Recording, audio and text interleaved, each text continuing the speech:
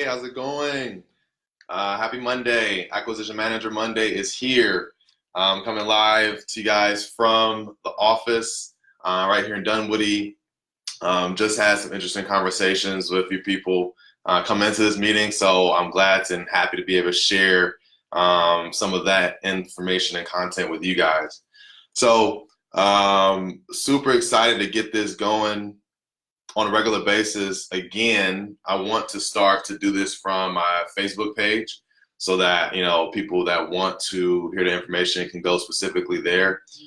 So you can search on Facebook for I am B Barnes and find that content, and we'll keep it coming every Monday at 12 noon. So real quick, I wanted to review what we talked about last week, or what I shared last week, and just get to the highlights. The first thing that we discussed was getting good at qualifying leads, and knowing those 5 pillars of what a qualified lead is: your situation, your motivation, condition, timeline, and price. Having a sales system that you can create, you can build it, you can learn from other mentors and other people that are doing this business, and build out your sales system and have your acquisition manager be able to stick to that. Our sales system is that warm-up rapport building. It's setting an agenda and asking for permission to proceed with the homeowner, qualifying and diagnosing your leads, describing features, selling your benefit, making an offer, and getting closed. The next thing that we talked about was how I analyze a deal, how I teach how to analyze a deal without over-analyzing the opportunity. And then the last thing was the importance of making offers. So if there's any information, anything I left out, feel free to comment, ask me a question.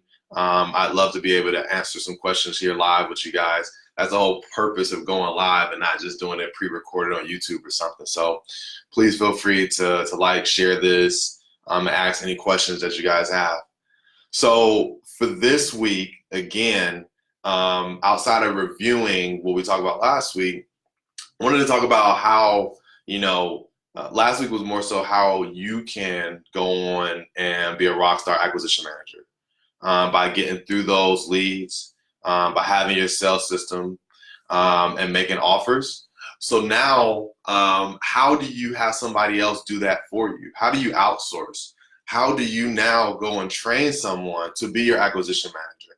How do you train someone to do this consistently so that you can continue to be the visionary in your business, the entrepreneur in your business, making sure that deals are getting closed, making sure your marketing is lined up, making sure your processes are documented, making sure that you're continuing to recruit and train different team members, and bring more opportunities to you. So how do you outsource this? Well, the key most important thing, I think, for any small business is hiring, is learning how to hire. And there's a lot of old adages that say, hire slow, fire quick. Whatever you do to go about that process is just going to be, I think, a function of your experience. So you just got to get out there and do it. There's different sites. Everybody that we hired in our business has come through Indeed or Upwork.com. You pick your favorite place, but there's no substitution for experience. So just getting out there and hiring somebody. My very first hire, though, and my buddy Taj asked me this question earlier, was like, would I hire an acquisition manager first or a VA? And I shared with them what Tom Crow taught me was, your very first hire should be that VA, because when you're starting off and you're an entrepreneur and you're doing everything, having that VA support you and your activities is your first step. To make sure that, hey David, make sure that you're consistently getting the marketing out, you're consistently getting your contracts out, you're consistently documenting things. So I would actually probably start with the VA first, and I would go to Upwork.com for any freelancer or administrative support. You can find a woman from the Philippines there. They've been good to me. I think that it's in their culture to be pretty loyal, and they help you document things. So then when you're ready to bring in that next hire, acquisition manager or a cold caller, they already feel supported. Like they already have some process documented. They already can act on the leads that they're generating. And for me, that came from Indeed. .com is how I put the ad out and just kind of filtered through with my assistant, filtered through some of those applicants and made and took them through the hiring process. But that's the single most important thing to any small business, I feel, is hiring. And my business coach, Todd Toback, talked about how in his coaching program, the Next Level program, what he saw consistently was the need for people to be able to hire and outsource. Like that was the strongest skill that he could try to help us with, is finding out, ways to hire, because it takes so much. And I think it's the most leverageable point of any small business owner. If I built the process, if I built the system of consistently generating leads and sending out offers and getting contracts out under houses under contract, the only thing I need now to grow that revenue and grow that business is more people to execute on that process. So that's why hiring is just super important. So I won't hammer that point too much more. Hiring right is the next phase, and you just got to be super consistent and then continue to read and learn and find other ways to fine tune your hiring process. But that's just the most important thing, and I want to reiterate that's the most important thing that you can do as a small business owner, is hire right, and then, like I say, fire fast if you need to. The next thing that I wanted to talk about is having your core values, like knowing going into that hiring process what it is that I'm looking for. And for me, actually, I think that's something that I wrote up there a long time ago. Leadership at every level, teamwork, and personal development. That was my personal core, values that I wanted in an employee. But our organization as a team, we came up with accountability, continuous learning and development, and strong communication skills as our business's core values. But then furthermore, there was somebody that just spoke to me. I've been doing some coaching calls, and remember, I'll have some office hours on Fridays. If anybody's interested, send me a PM or a DM, and we can put something on my Calendly. I was speaking to a gentleman out of Kentucky, and he said, well, what do you look for in hiring an acquisition manager? And for me, I just looked at, John, who's our acquisition manager, and what I told him, I wrote it down after I told him so I didn't forget it because I was kind of on the fly with it, was the first thing first, he was coachable, super coachable, ready to learn, ready to grow at any one given time, always learning and developing. The second thing, he's a great communicator.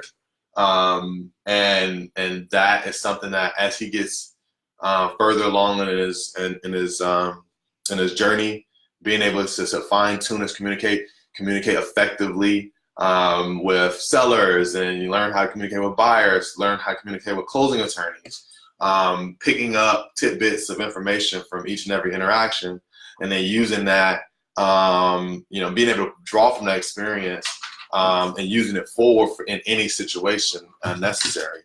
But the main most important, and this was actually number one, the main most important value that I think is necessary is having an employee mindset. Me and my business partner Marvin both learned along the way that not hiring people that want to be entrepreneurs in your business where you're supposed to be the entrepreneur is a surefire way to have a short tenured employee. We've in the past, hired people that wanted to be a real estate investor. We've hired people that wanted to sell insurance or Vitamix or Cutco knives. And those people, though, they're hungry, they're aggressive, type A personalities, they'll go and lock up deals. They ultimately want to do their own thing, and you don't, and building your small business, and especially in this acquisitions position, you're going to be pouring so much into them with information, so much training that it's just super important to make sure that that's worth something, that it sticks. if I'm gonna be investing all this time into anybody, I want them to be here for the long haul. So first thing I'm looking for is actually an employee mindset. Somebody who just wants to work hard, bust their tail, reap the benefits. Company does well, they do well. That's the very first thing with hiring and outsourcing your acquisitions process. Find someone who's an employee mindset, somebody who's super coachable, that's going to continue learning and development. And lastly, find somebody that is a great communicator. That's verbal and nonverbal. So you want them to be able to show up at a property if they need to, or at a closing attorney, and look presentable and professional. So it's the verbal cues as well as the nonverbal cues. So again, after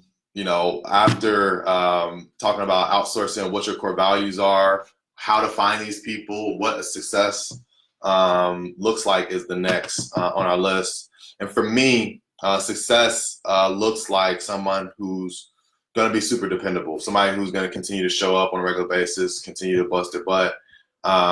Success looks like, for our business, somebody who's on the phone, making phone calls 20 plus hours a week, 20, 30 plus hours a week if possible. And for us specifically, 50 offers going out each and every week. I think I told you guys that last week, is that we like to generate leads, but more importantly, we like to get out contracts and offers. So 50 offers for us equals about 2 signed contracts back each and every week. So you guys can push towards that. I think you'll be successful as well. Everybody gets an offer, even if we're not at the right price. Sometimes people will come back and realize that that was the best offer they could have got, or sometimes they're just posturing and they'll come back and sign that agreement. So super important. I'll double down on what I said earlier. That's why it's kind of important to have a VA, because that VA can make sure that those offers are getting out for the acquisition manager. So their work is turning into actual tangible results. So lastly, what success looks like, you want somebody who's bought into your vision, somebody who's bought into the vision of your business and your organization, and you'll get a feel for that as you're hiring. And again, there's so much content out there. Pick one of your favorite real estate investing mentors, fine tune that for what that means for you and your business, and make sure that's your standard. You have your own sales system. We have our sales system. We have a repeatable process that produces results. That's all you're trying to get. That could be for your cold caller, for your acquisition manager, for your disposition manager. A repeatable process of how you turn an opportunity into revenue for your business. That's the most important thing. So cool. I hope that this isn't helpful so far. The last thing that I wanted to discuss was how to train. And for me, training is an ongoing thing.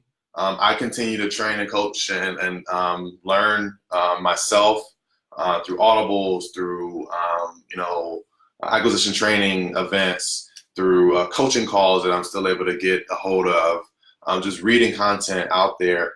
But that's just going to help you as a leader be able to train the next person, or train your employee or teammate. And what I oftentimes do early on, I'm right there holding hands.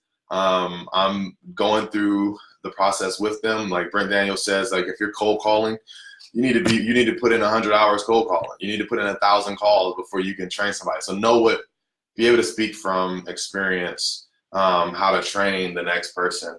And you can be there to hold their hand. But I think one of the other most important things is just to keep it simple.